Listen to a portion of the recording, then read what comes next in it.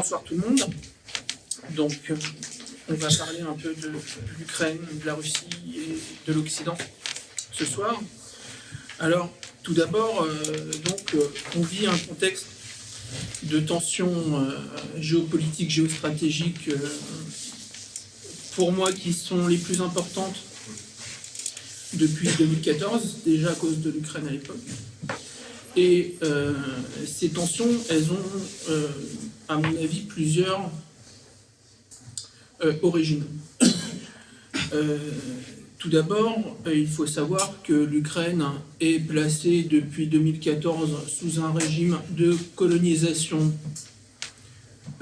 qui n'est plus masqué du tout par les puissances occidentales qui ont décidé de la mettre sous tutelle. Au jour d'aujourd'hui, dans la législation ukrainienne, il faut savoir que, par exemple, 100% des juges en Ukraine sont nommés avec le sauf-conduit de ce qu'on appelle le Conseil des experts internationaux auprès de la Commission supérieure de qualification des magistrats. Donc, si personnalités nommées par le FMI, la Commission européenne et le G7, et les ambassadeurs du G7. Alors, si vous voulez, je pourrais vous faire les noms. Vous avez un représentant de la Lituanie, M. Gutauskas. Vous avez un Canadien, M. Ted Zajecznik. Vous avez un Britannique, Sir Anthony Hooker, qui lui d'ailleurs est multicasquette parce qu'il siège aussi dans la commission d'éthique du Conseil supérieur de la magistrature ukrainienne, c'est-à-dire que c'est lui qui non seulement nomme les magistrats, mais aussi bien sûr a voix prépondérante et droit de veto sur les sanctions des magistrats ukrainiens. La commission d'éthique du Conseil supérieur de la magistrature ukrainien est donc l'organe qui décide des sanctions contre les magistrats en Ukraine. Et puis vous avez une deuxième sujet de Sa Majesté qui est Madame Lorna Harris, donc ancienne procureure britannique, et enfin un Danois. Donc ça c'est pour le corps des magistrats. Vous savez, l'un des trois pouvoirs est complètement sous le contrôle donc des pays occidentaux. Et d'ailleurs, c'est le pouvoir le plus important parce que de lui dépend la légitimité des autres. Ensuite, dans toutes les entreprises publiques ukrainiennes, vous avez un conseil de surveillance composé à majorité de représentants étrangers de pays occidentaux ou para-occidentaux. Je vais vous prendre un exemple, c'est celui des chemins de fer ukrainiens, Ukrzaliznytsia en ukrainien.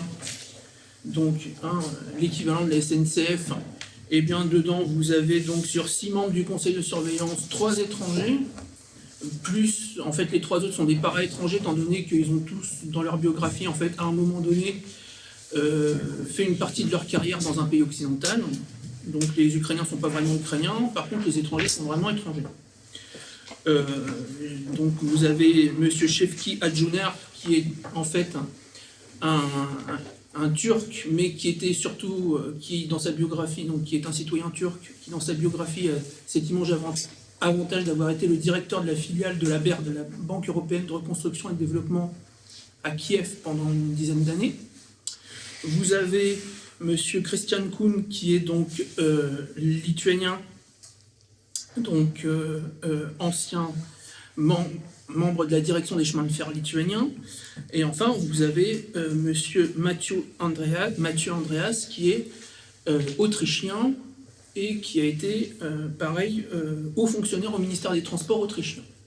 Donc, voilà pour vous dire, quand on vous dit l'Ukraine est un État souverain, par exemple, on fait souvent la question à Zemmour et à Marine Le Pen, on lui dit mais l'Ukraine est un État souverain, comment les Russes peuvent lui dicter sa politique étrangère? Vous voyez, la souveraineté de l'État ukrainien, pour dire les choses, elle est particulièrement limitée. Même parler de souveraineté nationale pour l'Ukraine, c'est vraiment une gageure aujourd'hui. Et je pourrais vous faire à tous les étages du pouvoir ukrainien, c'est partout comme ça. Pour l'anecdote aussi, le SBU, donc le service de sécurité de l'Ukraine, il y a 5 étages, le 4e est occupé entièrement par des agents de la CIA, du SRS, le service de renseignement canadien, et du MI6 britannique. Donc ça, c'est pareil, c'est documenté, voilà. Et enfin, donc pour vous parler de la souveraineté ukrainienne, bien sûr, l'État ukrainien aujourd'hui ne survivrait pas 2 minutes s'il n'était pas sous la perfusion du FMI et de la Commission européenne, qui terminent les fins de mois de l'État ukrainien depuis 2014. Il faut savoir que sous le dictateur Yanukovych et le dictateur buveur de sang, et je ne me rappelle plus quel autre nom on lui donnait, et grand corrompu devant l'Éternel, eh bien, l'État ukrainien avait cessé de demander de l'aide au FMI depuis 2012. Alors que vous étiez dans un État soumis à une corruption démentielle. Depuis que les fameux lutteurs contre la corruption, il faut rappeler que le président précédent du président actuel, M. Poroshenko, est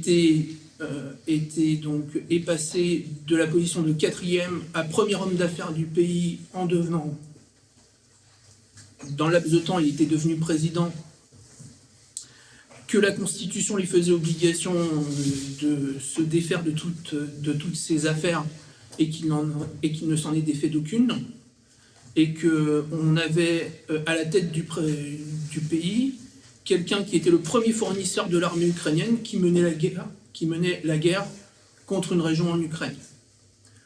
Il faut savoir que le groupe Prochain de M. Poroshenko était une entreprise qui habillait l'armée ukrainienne, la nourrissait et lui fournissait de l'armement. Je pense notamment à des systèmes de lance-grenades et d'autres choses. Donc ça, c'est... Enfin, quand on parle de souveraineté ukrainienne, oui, dernier petit détail, il faut savoir que le fabricant d'armement, donc l'entreprise d'État qui fabrique les armements en Ukraine, Ukroboronprom, est dirigée par un citoyen lituanien, M. Auštrevičius, qui est donc qui a accès à tous les secrets d'État donc en Ukraine du fait de sa position. Donc voilà pour ce qui est, je dirais, de ce que l'on appelle l'État souverain ukrainien qui aurait le droit de faire ses choix géopolitiques. Alors, tout cela serait bel et bon et ça embête déjà les Russes parce que historiquement l'Ukraine c'est pas n'importe quoi, l'Ukraine c'est le berceau de l'État russe. Les Ukrainiens ont des liens familiaux avec les Russes. Une statistique disait que 60% des Ukrainiens avaient au moins un lien de famille avec une personne en Russie, donc c'est pour vous dire l'interpénétration des deux peuples. Et enfin, vous avez, avant le conflit, 60% des Ukrainiens étaient officiellement des locuteurs de langue russe. Aujourd'hui, les mêmes statistiques officielles vous disent 20%. Donc vous avez 40% des Ukrainiens qui sont soit morts, soit ont émigré en Russie, soit ont émigré en Europe, soit ont disparu. Alors, pour couronner le tout, comme vous le savez, il y a un conflit, une guerre civile en Ukraine, dans l'est de l'Ukraine, dans la région qu'on appelle le Donbass. Alors, le Donbass, c'est cette grande région minière dans l'est de l'Ukraine, dont l'histoire est assez tourmentée, étant donné que le Donbass n'aurait comment dire, sauf une décision de Lénine et de Staline dans les années 20, n'aurait jamais dû se retrouver en Ukraine, étant donné qu'elle n'est ukrainienne, qu'elle n'était ukrainienne auparavant, ni de culture, ni de population, ni de quoi que ce soit. Et c'est une sorte de construction qu'on a fait. Il faut savoir que sous la guerre civile, le Donbass n'était pas dans l'Ukraine rouge, mais elle avait constitué sa propre république, la république de Donetsk et de Kryvyi Rog. Le pouvoir soviétique a décidé, pour que l'Ukraine soit viable économiquement, d'y mettre le Donbass à l'intérieur. Donc, et aujourd'hui, cette région donc, qui avait comme principale caractéristique d'être plus à gauche que le reste de l'Ukraine, d'être plus soviétisée que le reste de l'Ukraine, d'être plus russifiée que le reste de l'Ukraine, d'avoir des traditions, je dirais, de lutte ouvrière plus intenses que le reste de l'Ukraine. Il faut savoir que les mineurs du Donbass ont été ceux qui ont fait tomber 3 gouvernements ukrainiens dans l'Ukraine indépendante, par des grèves insurrectionnelles dans cette région. Et donc, les Ukrainiens sont pas, enfin les habitants du Donbass ne sont pas des gens qu'on met en cage. Or, si vous prenez l'histoire récente de l'Ukraine, vous vous rendrez compte qu'il y avait déjà eu une tentative d'occidentalisation de l'Ukraine en 2006, avec ce qu'on avait appelé la Révolution orange, et que cette révolution s'était lamentablement terminée en 2010 par le retour d'un gouvernement, je dirais, plus favorable aux revendications de la population russophone. Monsieur Yanukovych avait gagné les élections présidentielles. Et la leçon a été retenue par les Occidentaux et leurs supplétifs sur place. Parce que M. Yanukovych était arrivé au pouvoir grâce au Donbass et à la Crimée. Qui votait, vous aviez dans le Donbass, Yanukovych avait des scores quasi soviétiques, c'est-à-dire vous aviez des 80-85%. Il faut savoir que le Parti communiste ukrainien, qui était allié au pouvoir dans la région de Lugansk, faisait des scores de 60 à 70% dans certaines circonscriptions. Donc, c'était vraiment le concentré politique de la résistance à l'occidentalisation de l'Ukraine. Pour s'en débarrasser, il a fallu développer des trésors d'ingéniosité pour exciter la population du Donbass. Il ne fallait pas grand-chose en même temps. On lui a, ça faisait la deuxième élection présidentielle qu'on leur volait quand même. Il faut se rappeler, l'élection de 2006, Yanukovych a été élu. Il a fallu que les gens de l'ouest de l'Ukraine disent « Ah non, mais dans la démocratie ukrainienne, vous comprenez, il y a un truc, c'est que, en fait, on élit le président, mais ensuite, il faut que les régions de l'ouest, pro-occidentales, pro-polonaises, enfin, pro-occidentales, ukrainophones, soient d'accord avec le résultat. Si elles ne sont pas d'accord avec le résultat, elles descendent à Kiev et elles annulent le résultat de l'élection. Ils ont fait le coup 2 fois en Ukraine. Ils ont fait le coup en 2006. Ils ont fait le coup en 2014 avec la révolution de Maïdan. Et d'ailleurs, salué par le président Macron quand il est venu à Kiev la semaine dernière. Et en fait, depuis, les gens de l'ouest de l'Ukraine, les Occidentaux ont compris. C'est-à-dire qu'ils ont élaboré un système maintenant, c'est que déjà, les régions qui votaient massivement pour les partis russophones ont été sortis du pays, soit de gré, enfin, sont soit sortis d'elles-mêmes, c'était le cas de la Crimée, qui, elle, avait très bien compris ce qui est en train de se passer, que la deuxième fois, on ne lui laisserait pas le choix de désigner encore une fois un nouveau pouvoir. Donc, elles ont dit, ce pays-là, on n'y a plus notre place et ils se sont mis sous l'aile de Moscou.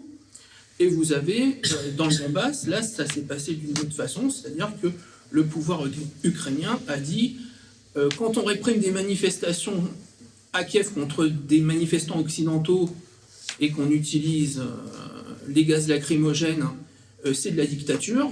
Par contre, quand nous, on tire sur les manifestants à balles réelles, ce qui était le cas à Donetsk, ah mais nous, c'est la démocratie et les droits de l'homme. Hein, surtout quand les manifestants parlent russe. Alors, ça c'est un premier point. Hein, et d'ailleurs, ils ont refait le coup à Odessa, hein, où on a eu une manifestation de terrorisme d'État quand vous avez eu une cinquantaine de militants pro-russes qui ont été mis dans la maison des syndicats et on a incendié la maison des syndicats, ce qui a repris une tradition d'ailleurs de la division SS Galichina, donc la division des collabos ukrainiens pendant la guerre, hein, qui quand ils arrivaient dans un village suspectés d'être d'héberger des partisans, ils mettaient la population du village dans l'église ou dans l'administration du kolkhoz et ils incendiaient le bâtiment. Hein, donc, on ne rompt pas avec les bonnes traditions en Ukraine. Et de là, donc j'ai fait une petite digression, mais de là est né donc ce conflit dans le Donbass. Il faut savoir que l'armée ukrainienne qui est si forte, dont on vous dit actuellement qu'elle est forte, les Russes, quand ils vont, s'ils débarquent, vous allez voir, ce sera pire que l'Afghanistan. Dans le Donbass, à chaque fois que les insurgés pro-russes ont déclenché une offensive, à chaque fois ça s'est terminé par une déculottée pour l'armée ukrainienne. C'est-à-dire que les soldats ukrainiens, enfin que ce que l'on appelle l'armée ukrainienne, mais en fait l'essentiel du corps de bataille, ce sont ce qu'on appelle les bataillons territoriaux d'un côté et les bataillons spéciaux de l'autre. Hein. Bon, en allemand c'est les Sonderkommando, ce qui est plus proche de leur façon de faire. Eh bien, les bataillons spéciaux ukrainiens, comme Azov par exemple, le plus connu, enfin qui est un régiment maintenant, eh bien, sont beaucoup plus compétents pour prendre une grand-mère qui parle russe dans un appartement, l'expulser de son appartement, l'égorger devant ses enfants pour lui dire « ça t'apprendra à voter au référendum » sur l'indépendance de la région de Donetsk, plutôt que d'aller voir, d'aller combattre face au fils de cette même dame qui, lui, a des armes, a une Kalachnikov dans la main et est prêt à lui répondre. Donc, et ce que je vous dis est une chose réelle qui s'est réellement passée. Hein. C'est pas non plus... Mais ça, pareil, vous ne le trouverez pas dans la presse occidentale, étant donné qu'on appelle ça dommage collatéral. Tout comme le fait que, c'est bizarre, quand vous regardez les bilans des pertes, côté ukrainien, les pertes concernent des soldats, et du côté du Donbass, c'est systématiquement des pertes civiles. Alors, moi, faudra qu'on me dise qui tire sur qui. Les statistiques officielles sont éloquentes. Les statistiques reportées d'ailleurs par la presse occidentale elle-même. Donc dans cette guerre, au Donbass, il y a eu un accord, l'accord de Minsk, en 2015, suite à l'offensive de Debaltseve. C'était une offensive donc menée par les insurgés qui avait mis une déculottée à l'armée ukrainienne, encore une fois. Vous aviez eu plusieurs centaines de soldats ukrainiens qui avaient été encerclés. Et d'ailleurs, ils étaient, pour s'en sortir, parce qu'ils étaient tellement motivés pour combattre contre l'invasion russe, qu'ils avaient passé la frontière pour aller se réfugier en Russie.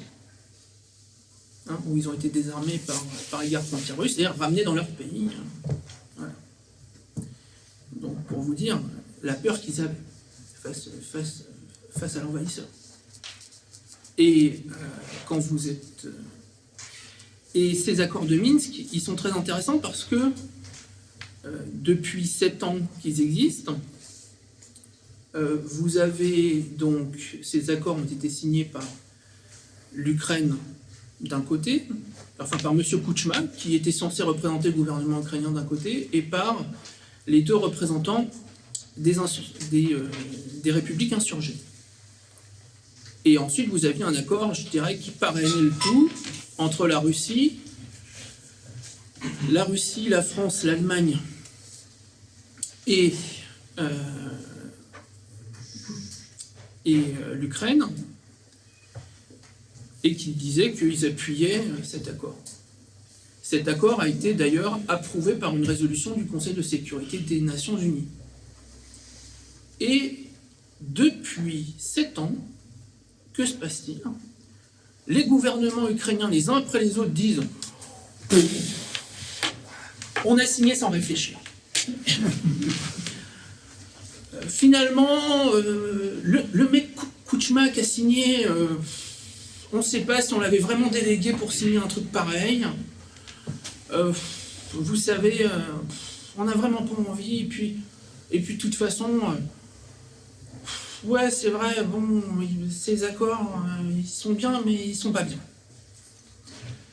Et dans les accords de Minsk, en fait, vous avez 9 points. Alors les points 1 et 2 concernent la sécurité. C'est-à-dire, c'est les modalités en fait, de retrait des armes lourdes de chaque côté, le dispositif pour surveiller ça, le cessez-le-feu, etc. Et qu'est-ce qui se passe? Et vous avez les 7 autres points sont ce qu'on appelle la partie politique de l'accord.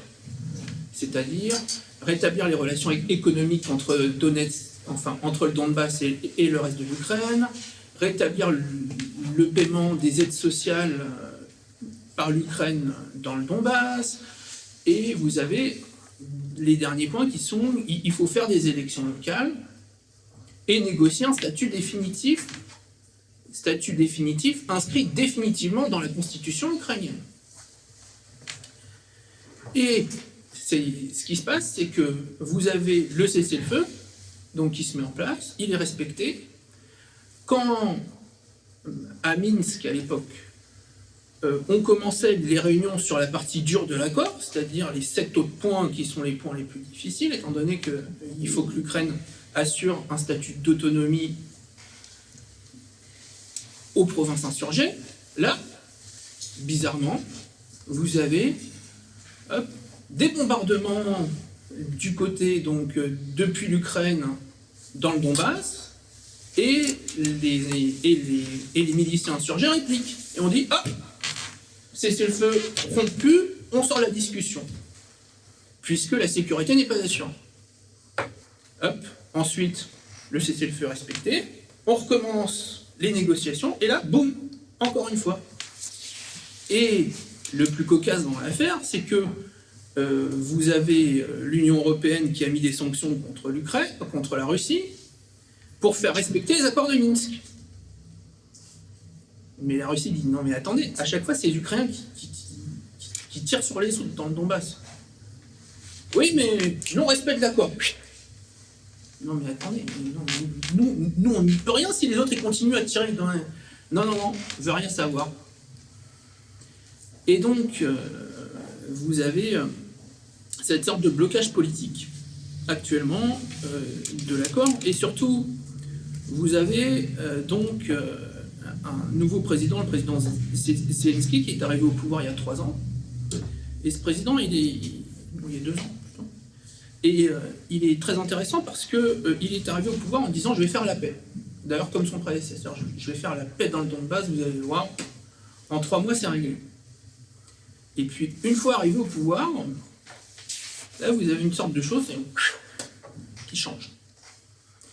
Avant d'arriver au pouvoir, M. Zelensky avait fait comme à peu près tous ses prédécesseurs, c'est-à-dire qu'il avait dit « sur la langue russe, on va transiger, sur plein de choses, en fait, vous allez le voir, et on va faire la paix en Donbass ». Et puis, qu'est-il arrivé? Eh bien, M. Zelensky, au bout de quelques semaines, se met à dire 1. Il n'y aura pas de modification de la Constitution, 2, il n'y aura pas de statut particulier. 3, il y aura l'obligation de la langue ukrainienne comme dans le reste de l'Ukraine. Et 4, de toute façon, aussi, vous aviez un point sur l'amnistie, il n'y aura pas d'amnistie. Donc, c'est-à-dire que vous avez sur 9 points des accords de Minsk, 4 dont on dit qu'on ne les respectera pas quoi qu'il arrive. Là, les Russes vont un peu rouges. Ils disent, non mais écoutez, là, c'était signé quand même. Ouais, mais non, mais vous comprenez, on a signé, enfin, monsieur Poroshenko a signé sans réfléchir. Moi, de toute façon, je suis un nouveau président, ça va se passer autrement. Et ben, le conflit reste dans l'état où il était, c'est-à-dire que vous avez donc des bombardements à peu près tous les 2 jours au Donbass, tous les jours suivant les périodes. D'ailleurs, moi j'ai une connaissance à moi qui a sa famille qui habite là-bas, et maintenant elle m'a dit que tu sais, ma tante maintenant, en fait, elle sait distinguer maintenant au bruit un obus en fait de canon, un tir de mortier et un tir de missile. Maintenant elle est habituée, donc je l'appelle et elle dit ah non mais ça c'est rien, c'est un shrapnel ça. Voilà. Donc quand on dans ce contexte-là, donc de blocage de la situation, de blocage des accords de Minsk, dont il faut rappeler quand même que les Occidentaux ne voient pas qu'il y a blocage. Emmanuel Macron dit bon, comment ça, blocage d'accord, pas de blocage, tout va bien. Non mais attendez, ça n'a pas avancé d'un millimètre. Non, oui mais ça c'est normal, c'est la faute des Russes. Non mais vos copains ukrainiens, ils ont dit qu'ils ne respecteraient pas au moins 4 dispositions d'accord. Non mais ça c'est pas grave ça. L'important c'est que c'est les Russes qui sont les méchants. Ok. Et quand tu vas voir Poutine, je lui dis que... Non, je lui dis qu'il faut travailler. C'est à peu près comme ça que ça s'est passé d'ailleurs. Quand vous regardez la conférence de presse, c'était hilarant. Moi, je l'ai vu dans les 2 langues et c'était vraiment hilarant en fait.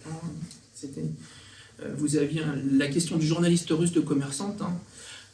Alors pour ceux qui pensent qu'en Russie, il n'y a que des journaux proches du pouvoir et que le pouvoir bloque tout, Commerçante est un journal d'orientation libérale dont 80% des articles critiquent le gouvernement en permanence. Donc, et le journaliste de Commerçante fait une question à Emmanuel Macron et lui dit quand même, regardez, le président Zelensky, enfin le ministre de la Défense ukrainien, non, le chef du Conseil de sécurité ukrainien, pardon, le secrétaire du Conseil de sécurité ukrainien, 2 jours avant avait dit, mais si on applique les accords de Minsk, l'État ukrainien n'existe plus, donc on les appliquera jamais. Et Emmanuel Macron répond non, mais le président Zelensky est quelqu'un de très bien, il a beaucoup de sang-froid, etc. Mais c'est pas ce qu'on te demande.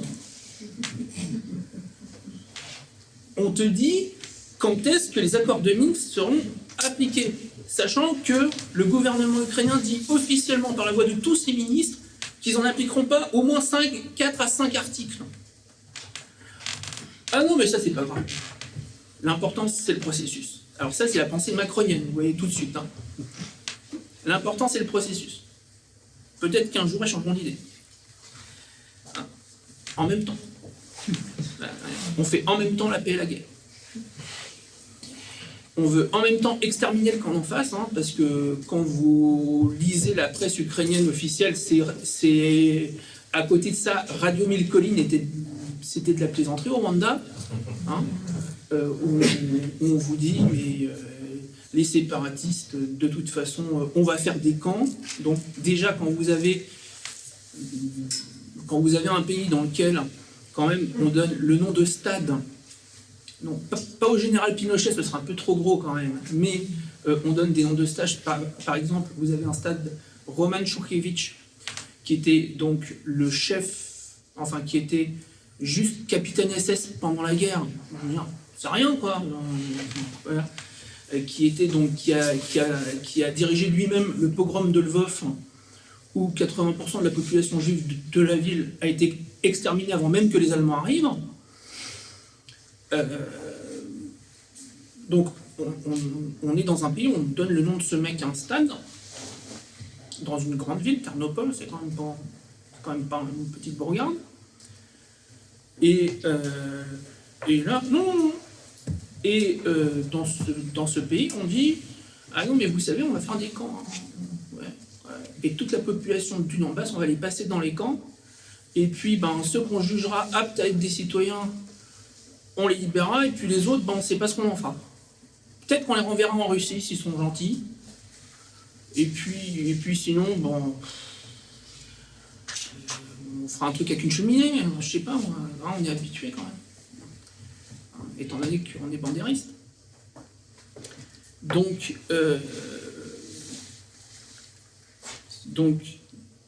et dans ce contexte-là, donc de blocage complet et total, dont je vous ai parlé, vous avez quelque chose qui est arrivé, c'est que l'Occident s'est pris 3 claques coup sur coup par la Russie en moins de 2 ans. Alors, les claques en question, qui sont pour moi les plus grosses, après il y en a eu des petites entre, mais les plus grosses claques.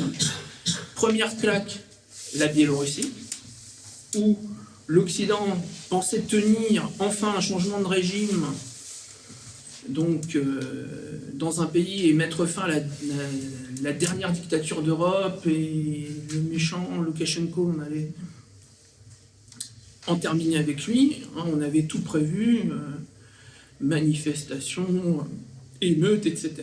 Et puis, le régime s'est défendu. Et non seulement il s'est défendu, mais en fait, ce qui a empêché le régime de tomber, c'est une décision de Vladimir Poutine de prépositionner 32 000 policiers et gendarmes russes à la frontière avec la Biélorussie et de dire, c'est très simple, si vous avez ne serait-ce qu'un bâtiment public qui est pris d'assaut par des insurgés en Biélorussie, je fais rentrer les 32 000 policiers, on verra ce qui va se passer. Donc ça, c'est un... Et quand vous voyez la dynamique des événements en Biélorussie, le lendemain, les manifestations commencent à baisser. Et surtout, les leaders de l'opposition n'appellent plus à aller prendre les bâtiments gouvernementaux, etc. La leçon a été comprise. Et deuxièmement, le régime n'est pas tombé parce que la Russie a donné un prêt de 5 milliards pour lui permettre de passer la mauvaise passe. Et ensuite, ils ont mis une rallonge de 2 milliards quelques mois plus tard. Donc ça, c'est un premier échec complet des Occidentaux. En plus, la Biélorussie est liée par plusieurs accords avec la Russie. Et Poutine avait dit, parce que vous aviez aussi le voisin polonais qui avait un truc qui le démangeait, c'est que vous avez dans l'ouest de la Biélorussie une minorité polonaise importante. Entre 10 et 13% de la population, dans certains endroits ça peut monter à 20%. Et les Polonais s'étaient dit, s'il y a une insurrection là-bas, on va pouvoir nous dire la population polonaise est en danger de massacres et autre chose, et on va pouvoir faire rentrer l'armée polonaise le long de la frontière biélorusse et emporter dans notre escarcelle les villes de Brest et Grodno, par exemple. Et là, pareil, la Biélorussie et la Russie ont tout de suite, le régime biélorusse et le gouvernement russe ont tout de suite compris le truc, et ils ont déclenché des manœuvres dans ces régions-là, et ils ont dit attention, s'il y a un soldat de l'OTAN qui rentre, rappelez-vous que la Russie est une puissance nucléaire, et que des missiles, on en a qu'à Leningrad, c'est-à-dire au milieu de la Pologne. Varsovie est à 1 minute de tir des missiles Topol qui sont à Kaliningrad. Donc la leçon a été comprise, les Occidentaux sont partis la queue entre les jambes. Bon, ils ont mis des sanctions à la Biélorussie quand même, parce qu'il faut quand même s'assurer une conscience tranquille.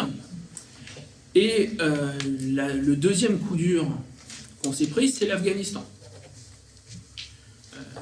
Le piège dans lequel l'Occident s'est mis tout seul, faut quand même se le rappeler, quand les Russes en 2001 disaient attention quand même, intervenir en Afghanistan et occuper le pays, nous on vous le conseille pas.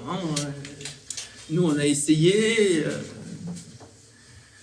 et les Occidentaux avaient dit non, nous c'est la démocratie et les droits de l'homme. Vous étiez des sales communistes, une dictature. Nous, on est la démocratie et les droits de l'homme, vous inquiétez pas. La civilisation occidentale libérale transformera comme par magie ce pays du Moyen-Âge et encore. Dans certains cas, je pense que l'évolution des mentalités afghanes, c'est qu'on est plutôt dans la basse antiquité.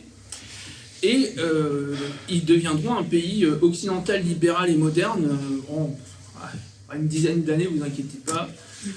Grâce à la conjugaison de McDo, du dollar et de l'armée américaine, en 2 coups de cuir à peau, ce sera fait.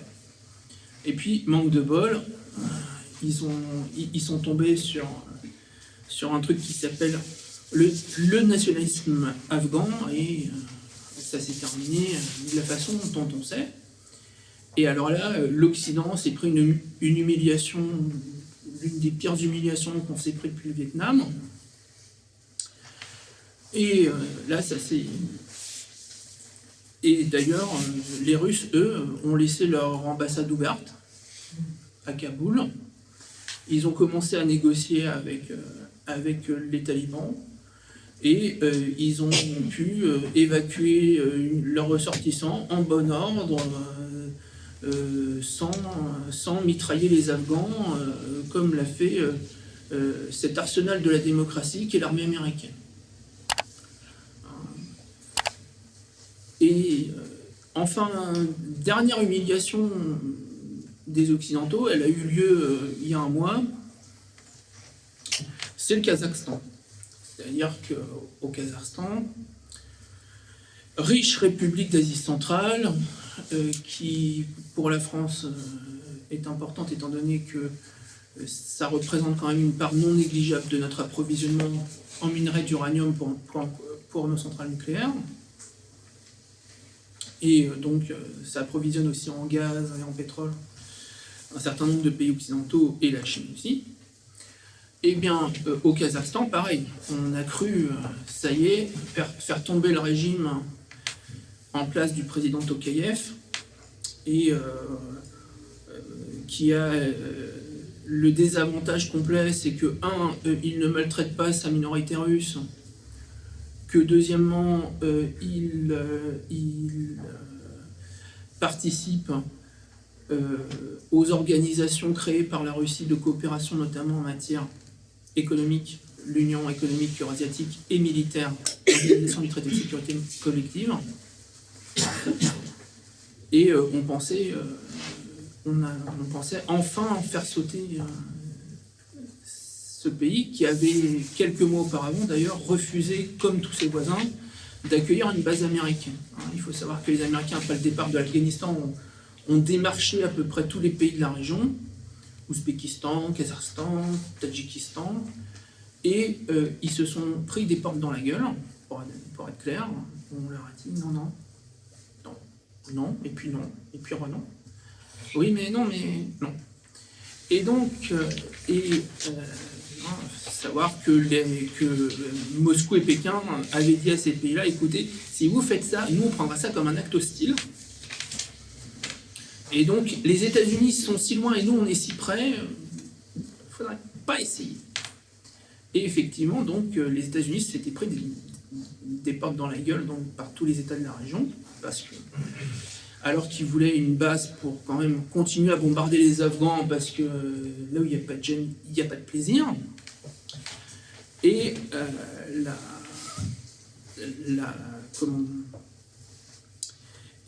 ils pensaient amener un régime plus compréhensif à la tête du Kazakhstan grâce aux émeutes donc, du mois de janvier, hein, qui ont été une sorte de blitzkrieg coloré, étant donné que en quelques jours, en 2 jours, les bâtiments officiels à Almaty, l'ancienne capitale du Kazakhstan, ont été pris d'assaut par des insurgés qui, d'ailleurs, pour beaucoup d'entre eux, avaient des passeports étrangers de cette région-là et avaient pour dénominateur commun d'avoir fait un passage en prison, et les uns pour banditisme, les autres pour islamisme, et très souvent les deux. Hein, et donc là, pareil, le coup, l'humiliation pour l'Occident, ça a été le fait que la Russie a réuni le Conseil de sécurité collective, donc de l'Organisation du traité de sécurité collective, en quelques jours, et que ce Conseil a décidé à l'unanimité d'envoyer donc un contingent militaire aider le gouvernement kazakh à rétablir l'ordre à Almaty. Et il y a eu un petit contingent à Nur-Sultan, la capitale, mais c'est surtout Almaty. Et que s'est-il passé? La Russie a démontré, a amené donc un contingent multinational de 5 pays différents, en assurant elle-même la logistique complète, c'est-à-dire que les Arméniens, les Tadjiks, les Kirghizes, les Biélorusses ont été acheminés par l'aviation militaire russe, tous. Et donc, ils ont réussi donc à mettre en place un contingent militaire de 3400 hommes à Almaty en moins de 24 heures. Il faut savoir que pour les Américains, l'armée russe, c'est un truc qui tient avec des bouts de scotch. Là, ils ont été, pour le coup, scotchés. C'est-à-dire qu'ils se sont dit, attendez, ils amènent un contingent militaire en moins de 24 heures de tous les coins de l'ex-empire soviétique. Et l'effet a été immédiat, étant donné qu'à partir du moment où le déploiement a été mis en place, eh bien, les forces de sécurité kazakhs se sont dit, bon, on a un appui solide derrière nous. Elles ont été remotivées, le gouvernement kazakh a pris les mesures qui s'imposaient, et l'émeute a été réduite en 3 jours, et le contingent multinational a quitté le Kazakhstan au bout de 7. Alors que la propagande américaine vous disait sur toutes les chaînes, CNN, ABC, etc., que vous allez voir, quand les Russes arrivent dans un pays, ils n'en repartent jamais, ça va être le début d'une nouvelle occupation du Kazakhstan, etc. Il n'y avait plus un seul soldat russe au bout de 10 jours. Voilà. Donc, la Russie a montré que, la fiabilité de l'Occident, c'est terminé, et deuxièmement, que eux sont un garant fiable de sécurité. Et que les Russes ne laissent jamais tomber leurs amis. Ils l'avaient déjà montré avec Bachar el-Assad, il faut s'en souvenir. Et bien là, ils l'ont montré avec une rapidité et une efficacité qui a été encore plus importante que la fois précédente. Donc, quels sont les enjeux en fait de la crise que l'on a aujourd'hui? Alors aujourd'hui, vous avez premièrement des rapports américains qui nous vous disent qu'il y a 130 000 soldats russes à la frontière de l'Ukraine, que d'ailleurs il y en a tellement que c'est indénombrable. Grâce au satellite de l'oncle Sam. En plus, vous avez donc 30 000 soldats, alors, contrairement à ce que dit la presse occidentale d'ailleurs, qui ne sont pas tous russes, qui sont mobilisés par des manœuvres combinées entre l'armée biélorusse et l'armée russe en Biélorussie. D'ailleurs, la grande erreur de l'Ukraine les 2 dernières années, ça a été de s'associer aux sanctions européennes et occidentales contre la Biélorussie, ce qui a fâché tout rouge le gouvernement biélorusse, qui aujourd'hui organise des manœuvres, et il faut le souligner, pour la première fois dans des manœuvres communes Russie-Biélorussie, l'ennemi potentiel ne vient plus de l'ouest ou du nord, c'est-à-dire des pays de l'OTAN, mais du sud, c'est-à-dire de l'Ukraine. Et ça, je pense que c'est un truc qui a raison d'inquiéter à Kiev, mais c'est l'arroseur qui s'est arrosé lui-même. Et enfin, vous avez donc vous avez les concentrations de troupes là. Alors, par quoi sont motivées en fait ces concentrations de troupes? Le gouvernement russe estime que, après les humiliations que s'est pris l'Occident, ils veulent avoir une victoire. Claire, nette, rapide, et damer le pion des Russes et des Chinois. Et damer le pion des Russes et des Chinois. Et cette victoire rapide, ils pensaient faire aux Russes le coup qu'ils avaient fait avec les Serbes en Croatie en 95. Ce qui s'était appelé l'opération Tonnerre. C'est-à-dire, en 95, vous avez un petit bout de Serbie dans le territoire croate qui s'appelle la Krajina. Et cette Krajina était devenue indépendante avec l'aide de Belgrade, était devenue indépendante de facto avec l'aide de Belgrade, et vous aviez un petit contingent de l'ONU qui s'interposait entre les belligérants, et tout était calme. Et puis, les États-Unis changent de politique sous Bill Clinton, et là, ils décident d'avoir une politique très agressive vis-à-vis de Belgrade. Et ils vont fournir plein de joujoux et d'armements au gouvernement de Zagreb, le gouvernement croate, pour récupérer la Krajina. Et ils vont lui dire maintenant, t'as le feu vert, t'inquiète pas, on va faire retirer les casques bleus, tu rentres, tu récupères ça en 3 jours, le temps que Belgrade fasse ouf, t'auras récupéré le territoire. Et c'est ce qui s'est passé. Les Croates vont reprendre Vukovar et l'intégralité de la Krajina en 3 ou 4 jours, en fait. Mais c'était très très très très rapide, et la Serbie en fait n'a pas pu mobiliser ses volontaires et ses troupes pour aider les insurgés serbes en Krajina. Eh bien, les stratèges à Washington pensaient on va refaire le coup de la Krajina. On va faire le coup de la Krajina aux Russes. On va donner des centaines de millions d'armements aux Ukrainiens. On va leur dire carte blanche, allez-y. Et puis, on va menacer les Russes de sanctions. Et puis, normalement, les Russes ne bougeront pas. Les Ukrainiens récupèrent le tout. Nous, on aura une victoire à pas cher.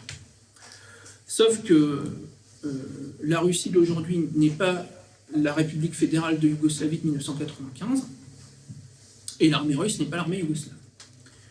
Et la Russie a vu le coup arriver gros comme une maison, comme on dit chez moi, et ils ont massé des troupes pour dire aux Ukrainiens, attention, si vous faites une offensive, en quelques heures, on va vous mettre, vous aurez un tel déluge de feu que ça vous passera l'envie pour plusieurs dizaines d'années. Et actuellement, en fait, le jeu, c'est que d'un côté, vous avez les Occidentaux qui poussent les Ukrainiens à aller au conflit. On leur donne des armes, on leur donne, on leur donne des bons conseils. On leur met entre les pattes des conseillers militaires canadiens, il y a beaucoup de Canadiens, des Australiens aussi, des Britanniques, et puis de l'autre, on aimerait bien que justement la Russie éloigne ses troupes de la frontière, parce que plus loin ils seront, plus de temps ils mettront à intervenir, et peut-être que le coup pourra réussir. Donc ça, c'est un premier point. C'est-à-dire que le premier point vraiment, c'est celui-là. Comment dire, l'Occident veut régler le problème du Donbass par la voie militaire, humilier la Russie militairement, parce que si demain ce scénario arrivait, eh bien, c'est très simple. Le gouvernement russe serait dans un état je dirais, très problématique vis-à-vis de sa propre population. De l'autre côté, la Russie, bien sûr, a des griefs. Et elle a un vieux grief qu'elle a depuis maintenant 1997, c'est de dire vous nous aviez promis en 1989, et le nombre de témoins de la scène sont maintenant incalculables, que vous nous aviez promis que vous n'étendriez pas l'OTAN vers l'Est. Quand on a conclu les accords 2+4, c'est-à-dire les accords 2+4, c'était les accords qui entérinaient la réunification de l'Allemagne, les 4 vainqueurs plus les 2 Allemagnes. Et là, vous nous aviez dit donc que l'OTAN n'irait pas plus à l'Est. Quand on a dissous le pacte de Varsovie, vous nous aviez redit qu'il n'y aurait pas de problème, que maintenant on est des amis. Mais monsieur Gorbatchev, on est des amis maintenant. Et l'OTAN a connu 2 élargissements, 99-2004, a connu depuis des élargissements successifs. Et bizarrement, quand vous regardez les médias français, vous avez l'impression que en fait, c'est la Russie qui s'est mise sur les frontières de l'OTAN, alors que c'est l'inverse qui s'est passé. C'est-à-dire que la Russie est dans les frontières qu'elle était, et puis l'OTAN a avancé. Et là, et depuis les bombardements de Belgrade en 1999, la Russie dit, attendez là, l'OTAN n'est pas... Attendez, quand ils voient les Américains disent, on est une alliance défensive. Quoi? On est une alliance défensive. On est gentil. On est la démocratie et les droits de l'homme. Et là, les Russes disent, non mais attendez, 99, vous bombardez la Yougoslavie sans mandat de l'ONU. Libye 2011, vous avez un mandat de faire une zone d'exclusion aérienne, vous en profitez pour changer le régime alors que c'était pas ce qu'on avait convenu. Et en Afghanistan, non, on ne parlera pas d'Afghanistan parce que l'échec que vous avez fait est tellement patent que voilà. Et là, effectivement,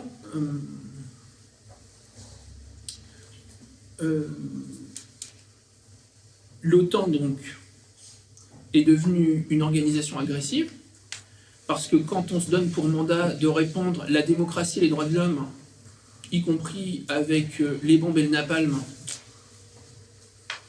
c'est un peu difficile. Et puis, surtout, depuis 20 ans, les États-Unis, en fait, voulaient pousser leur avantage, c'est-à-dire,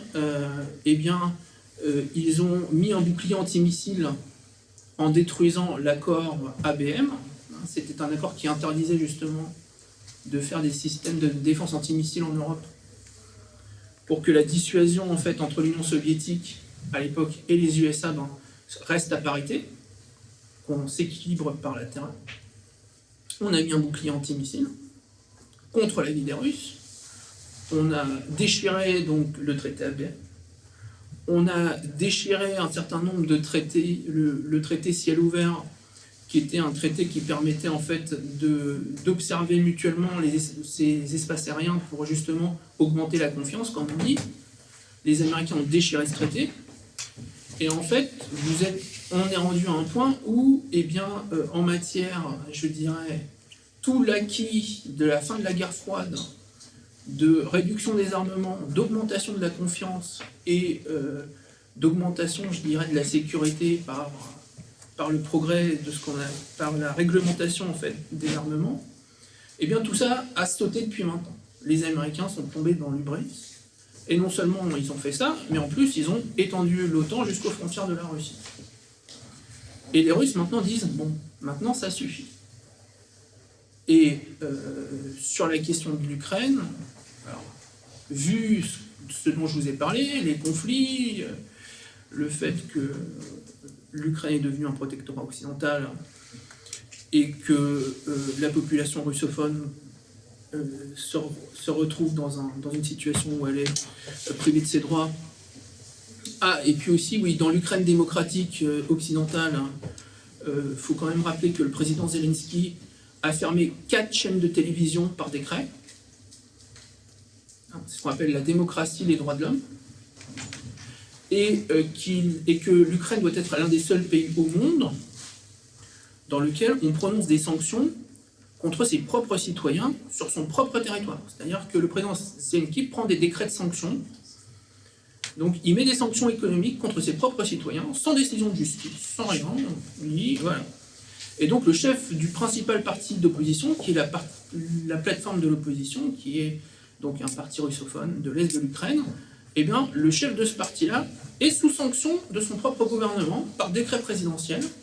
Et donc tous ses biens sont gelés, tous ses avoirs dans ses comptes bancaires sont gelés, et donc on dit non mais ça c'est bien, c'est le droit de l'homme.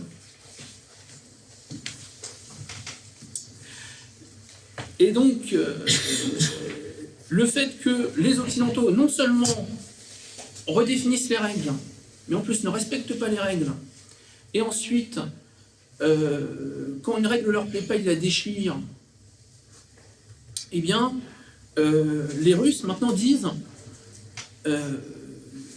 nous on est d'accord pour se faire confiance, mais maintenant chat échaudé craint l'eau froide, on veut des garanties solides de sécurité. Vous voulez que l'on baisse nos contingents militaires à la frontière de l'Ukraine? Vous voulez qu'on baisse nos contingents militaires en Biélorussie? Vous voulez qu'on enlève nos armes nucléaires à Kaliningrad? Ok, bien. Mais maintenant, on veut des garanties. Des garanties écrites et juridiquement contraignantes. Et l'une des garanties que l'on exige, c'est que, 1, le démantèlement du bouclier antimissile en Europe de l'Est.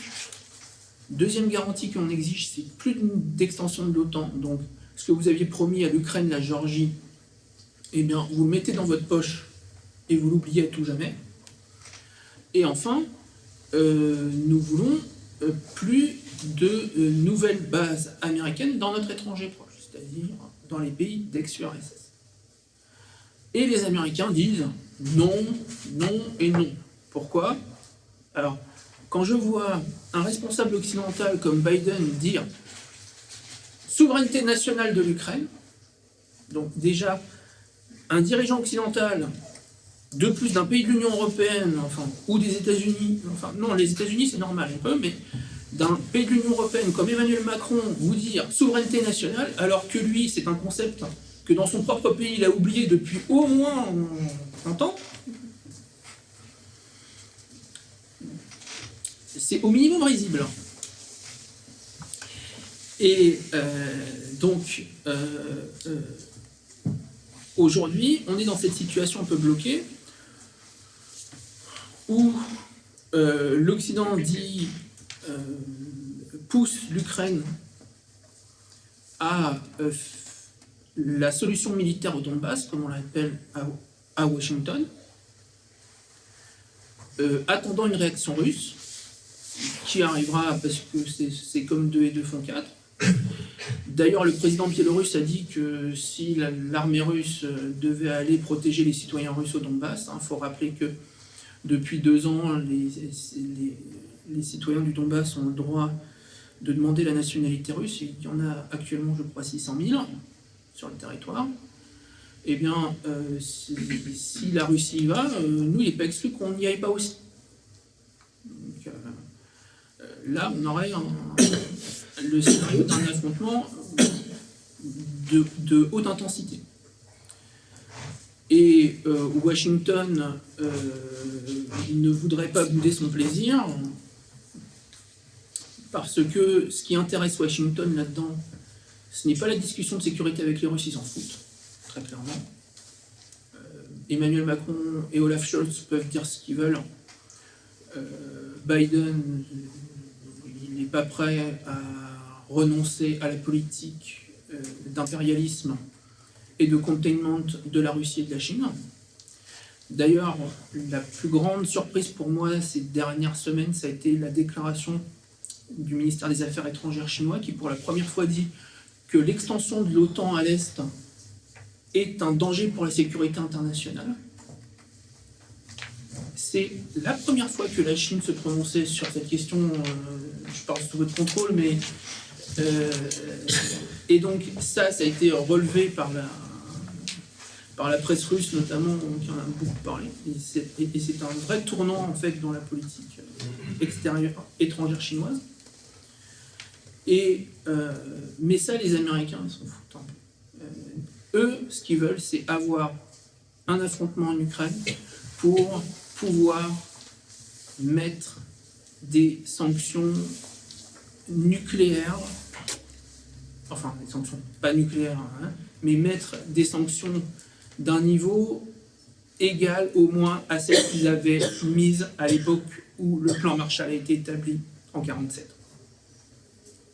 Donc c'est-à-dire interdire tout commerce avec la Russie à tous les pays du bloc occidental, interdire toute transaction avec la Russie à tout pays du bloc occidental.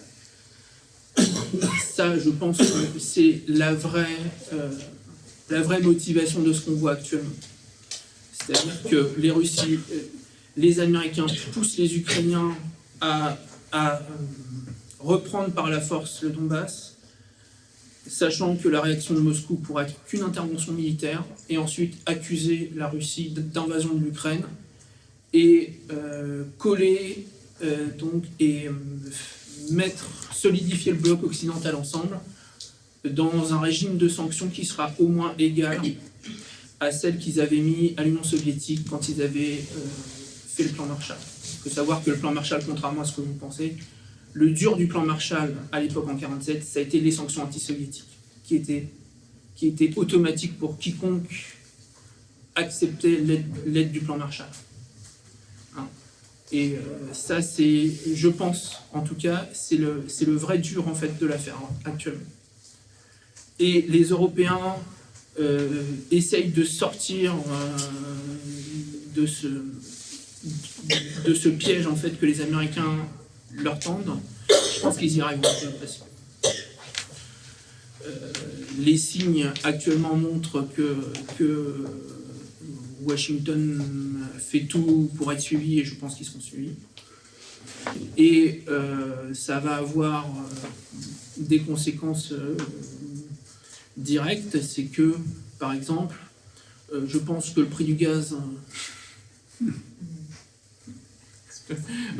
va augmenter, ça c'est sûr et certain. Et que d'ailleurs c'est pour ça que les Allemands font tout pour éviter le conflit et cherchent par tous les moyens de réanimer le processus de Minsk avec Paris, parce que ils veulent désamorcer le conflit potentiel. Mais je pense que l'Amérique et les Ukrainiens aussi sont... Les Ukrainiens pourraient faire échouer ce scénario, parce que certes, au sein du pouvoir ukrainien, vous avez les bandéristes nationalistes qui sont prêts à se priver, qui sont prêts à couper leur salaire par deux, ils l'ont déjà fait une fois, pour embêter les Russes, mais vous avez aussi une partie de l'élite ukrainienne qui sait faire des comptes et qui se dit que le jeu en vaudra-t-il la chandelle. Je m'explique. Chat échaudé, craint l'eau froide. Et les assurances que les États-Unis donnent actuellement à l'Ukraine, ils les ont données à Saakashvili en 2008.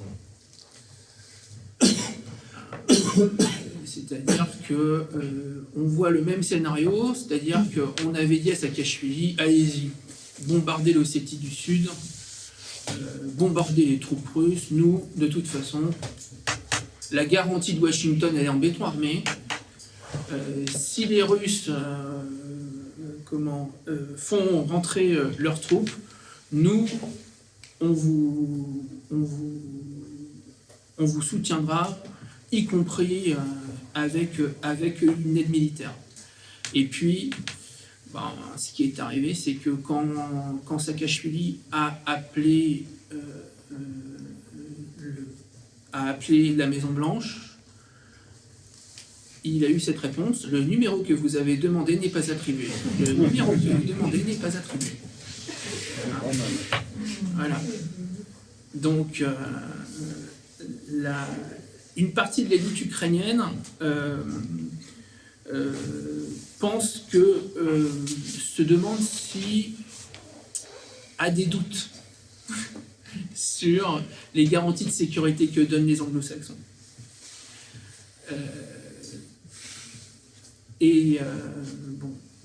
On verra, je ne suis pas Madame Irma, mais je suis le pire n'est pas sûr. Et en tout cas,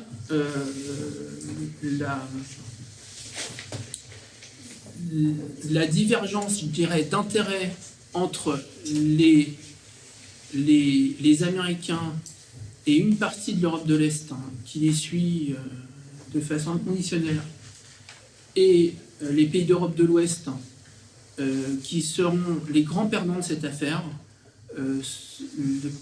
la divergence, elle est actuellement patente. Et le signe que l'on voit, que la diplomatie allemande et française envoie est pathétique, parce qu'en fait, on ne veut pas aller au clash avec Washington, et en même temps, on voudrait que ça se passe bien. Or, on n'est pas à moitié enceinte dans la vie. Donc voilà, je vous remercie pour votre attention. Et puis,